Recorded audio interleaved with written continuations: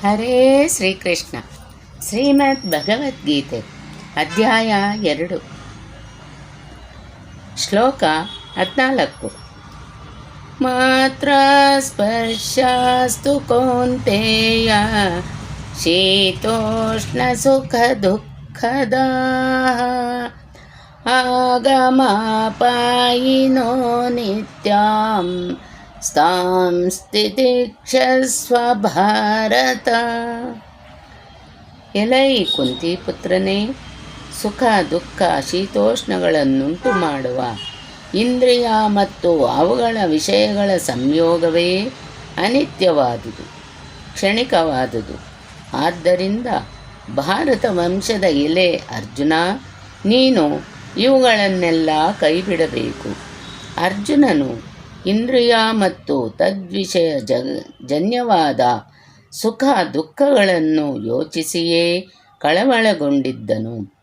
ಕುಲಧರ್ಮ, ಕುಲಗುರುಗಳ ಪೂಜ್ಯತೆ ಇವೆಲ್ಲವೂ ಇಂದ್ರಿಯ ಮೋಹಕ್ಕೆ ಅಂತರ್ಗತವಾದುವು. ಇವು ಕ್ಷಣಿಕ, ಅಸತ್ಯ, ನಾಶವನ್ನು ಹೊಂದತಕ್ಕವು.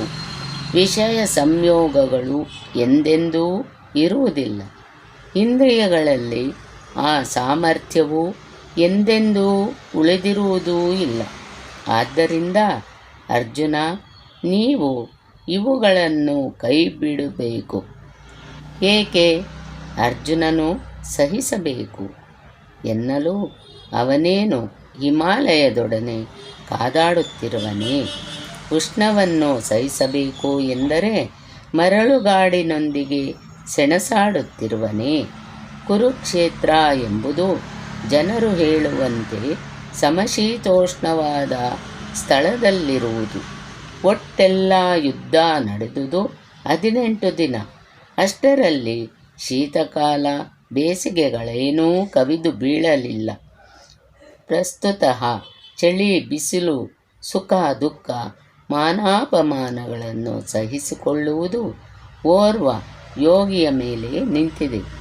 ಇದು ಹೃದಯ ಪ್ರದೇಶದಲ್ಲಿ ನಡೆಯುವ ತಾಕಲಾಟದ ಚಿತ್ರಣ.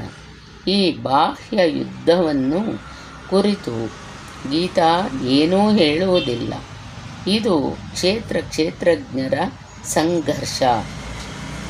ಇದರಲ್ಲಿ ಆಸುರಿ ಸಂಪತ್ತನ್ನು ಸರ್ವಥಾ ಶಮನಗೊಳಿಸಿ ಪರಮಾತ್ಮನಲ್ಲಿ ನೆಲೆಸುವಂತೆ ಮಾಡಿ ದೈವೀ ಸಂಪದವನ್ನು ಸಹ ಶಾಂತಗೊಳಿಸುವುದು.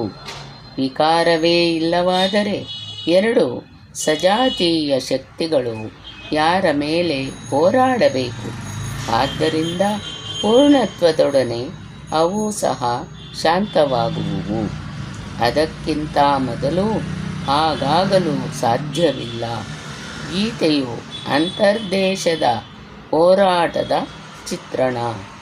ಈ ತ್ಯಾಗದಿಂದ ಸಿಗುವುದೇನು, ಲಾಭವೇನು? ಇದಕ್ಕೆ ಶ್ರೀಕೃಷ್ಣನು ಹೇಳುವನು.